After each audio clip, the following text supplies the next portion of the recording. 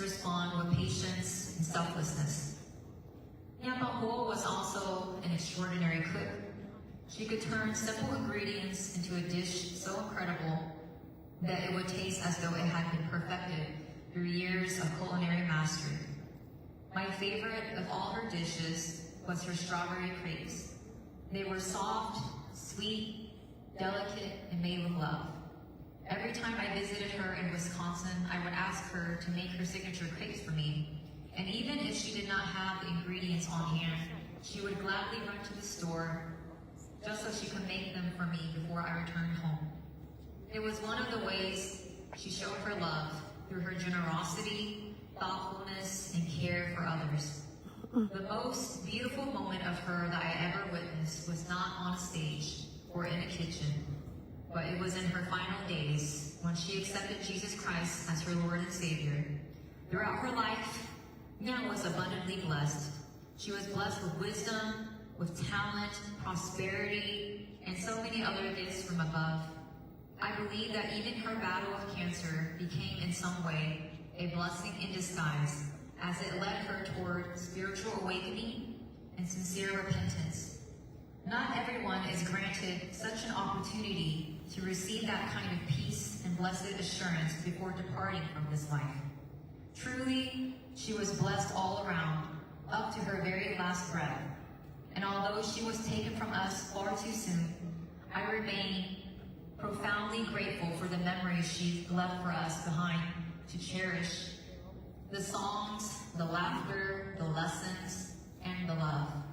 Above all, I find comfort in knowing she departed this life with the realization that she was deeply loved by many and by myself.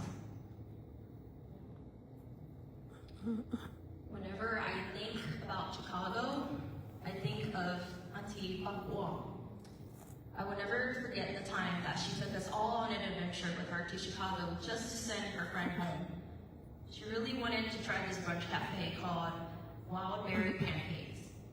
Auntie didn't care how much it would cost to eat there, so we did. This had taught me the value of love towards family and friends.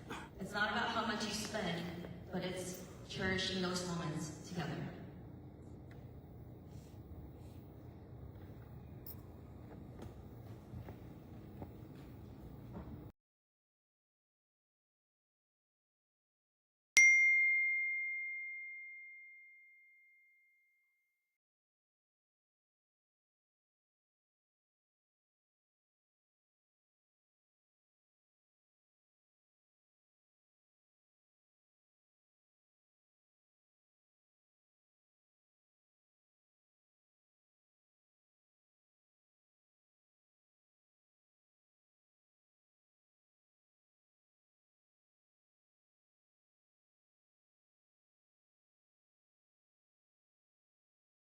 Nya quickly drove us to school and made sure that we arrived on time.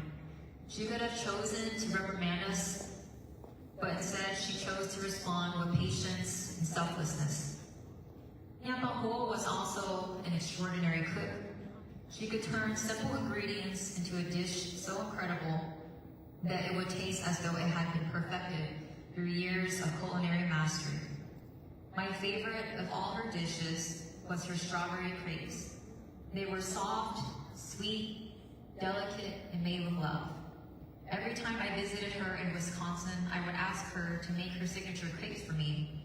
And even if she did not have the ingredients on hand, she would gladly run to the store just so she could make them for me before I returned home. It was one of the ways she showed her love through her generosity, thoughtfulness, and care for others. The most beautiful moment of her that I ever witnessed was not on a stage or in a kitchen, but it was in her final days when she accepted Jesus Christ as her Lord and Savior.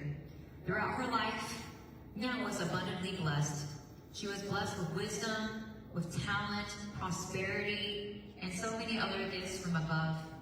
I believe that even her battle with cancer became in some way a blessing in disguise, as it led her toward spiritual awakening and sincere repentance. Not everyone is granted such an opportunity to receive that kind of peace and and blessed assurance before departing from this life. Truly, she was blessed all around, up to her very last breath.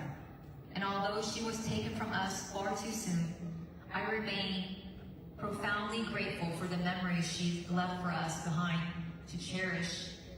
The songs, the laughter, the lessons, and the love. Above all, I find comfort in knowing she departed this life with the realization that she was deeply loved by many and by myself. Whenever I think about Chicago, I think of Auntie Papua. I will never forget the time that she took us all on an adventure with her to Chicago just to send her friend home. She really wanted to try this brunch cafe called Wild Berry Pancakes. Auntie didn't care how much it would cost to eat there, so we did. This had taught me the value of love towards family and friends. It's not about how much you spend, but it's cherishing those moments together.